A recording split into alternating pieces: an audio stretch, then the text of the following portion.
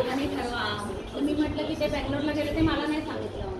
तर म्हणाला दादा मला बोलायलाच देत नव्हता. तो त्या सांगत होता की तुम्ही दोघांनी ठरवायचं भाऊ दोघं, असं करू नका, आधी काय झालं ते विसरून जा. तर आणि जरा जमिनीवर या. आणि ते मध्येच त्यांनी सांगितलं की तो ड्राफ्ट्समनचा कोर्स करेल. तर दादा बोलला तो ड्राफ्ट्समनचा कोर्स करेल तर तो काही इंजिनियर नाही होणार, ड्राफ्ट्समन होणार. तर तर त्याचा बाबा असं काय काय सांगत होता. तर दादा बोलला ना जमिनीवर. तर मी म्हटलं की अरे आता तू गेलास ना, तू तुझ्या आणि माझ्या नावाने हा शिव्या घालेल.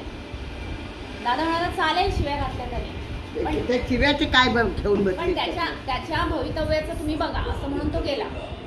तर शंकरला राग आला मी असं बोलली तर. पण ही काय पद्धत आहे का, कोण गेलं की त्याच्या नावाने हा असा असतो तसा असतो, हे काय कायमच. कोणी तुझं काय केलंय तू मत कोण म्हणेल तुझा नवरा? माझा नवरा नेहमीच म्हणतो सगळ्यांच्या नावाने, सगळे म्हातारा म्हातारी, ठीक आहे म्हातारा म्हातारी, पण सगळ्यांच्या नावाने शिवाय बोलतो. चुलते, तुला कोणी अधिकार दिलाय बोलायला? तू त्यांच्या वावरला तू त्यांच्याशी काय मीच आपला बोलतो नाही. तुला माहिती आहे काय आहे ते काय माहिती नाही. मी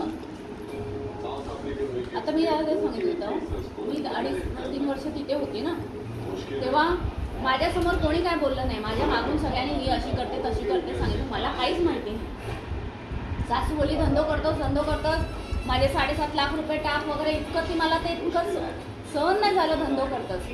मी याला शुक्रवारी घेऊन आली आणि ती तेव्हा ते त्रासच द्यायचे सगळेजण.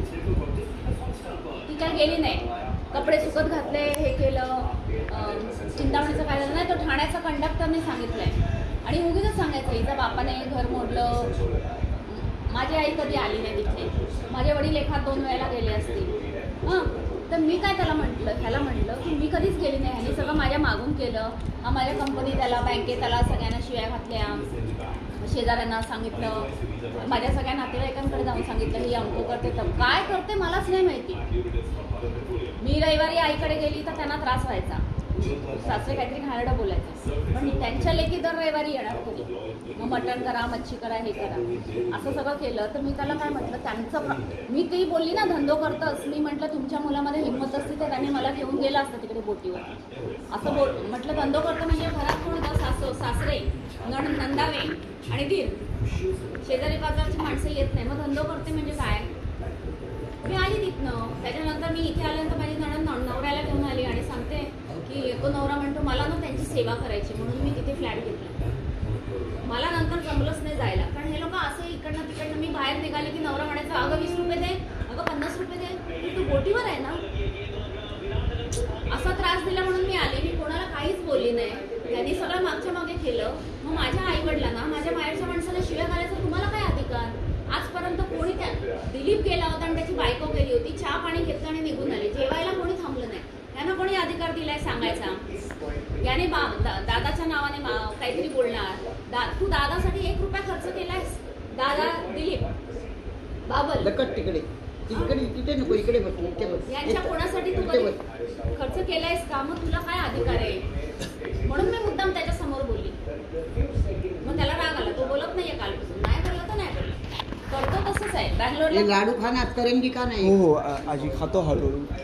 शंकर अरे पाणी दे, पाणी आणल्या 2 ग्लास आहेत तिथे, मडक्यातलं पाणी घे, 2 मडक्याच्या बाजूला ग्लास आहेत दे. आजी काय आहे की हे सगळं जे झालं ना, आता माझ्या आईला म्हणजे आईला आजोबांबद्दल जाम प्रेम आहे म्हणून तिला त्यांचं काहीतरी करायचं आहे त्यांच्यासाठी, पुस्तक वगैरे लिहायचं आहे. तर मला पण लिहायचं आहे ॲक्च्युली. तर म्हणून मी तुम्हाला थोड्या गोष्टी विचारल्या, कारण खूप माझ्या आईला खूप आपुलकी आहे आणि मला पण त्यांची मला माहिती. बंड्या आला 2 वेळा आला होता. बंड्या येतो मला काहीतरी मदत मी आता येणार नव्हती संध्याकाळी, मला ना झोपा असं वाटत होतं. गाडी आली तर म्हटलं चल जाऊया. तू काय बनवलेत काय? चिवडा बनवला पातळ पोह्याचा, 5 पोहे मिळाले ते 1/2 किलो घेतले, त्याचा चिवडा बनवला, तो आईला दिला आणि नाचणीचे 10-12 लाडू बनवले.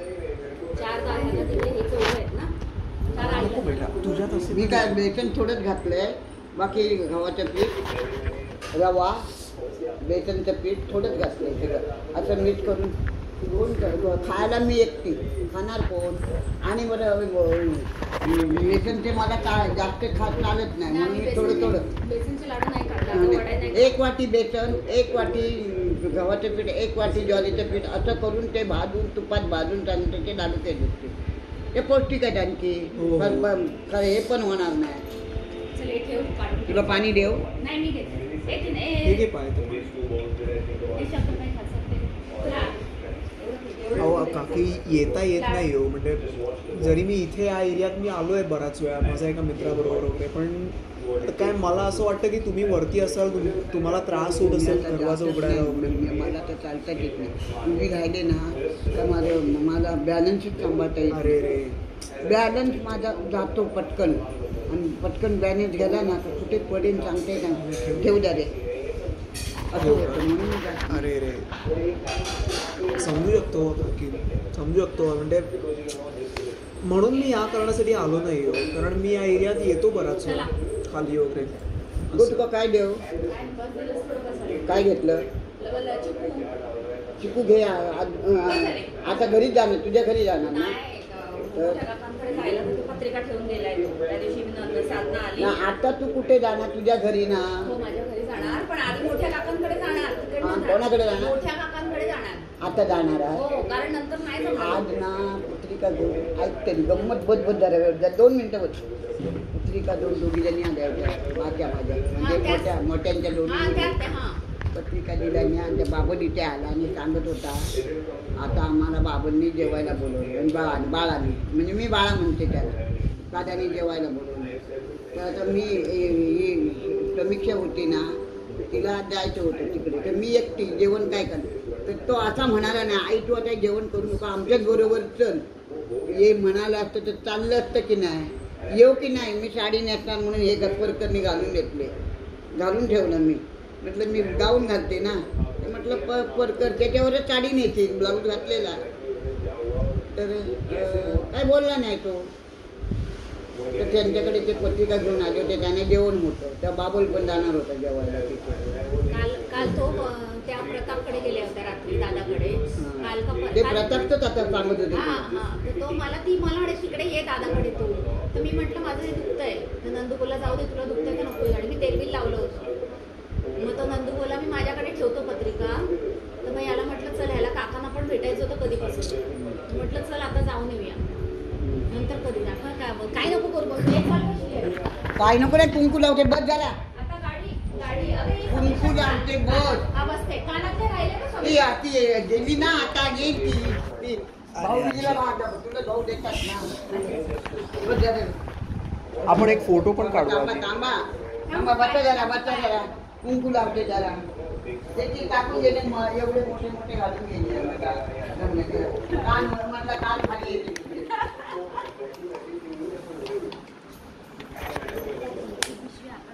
इकडे पण लावते इकडे पण हां अरे माऊ मला पुढे ग अजूनची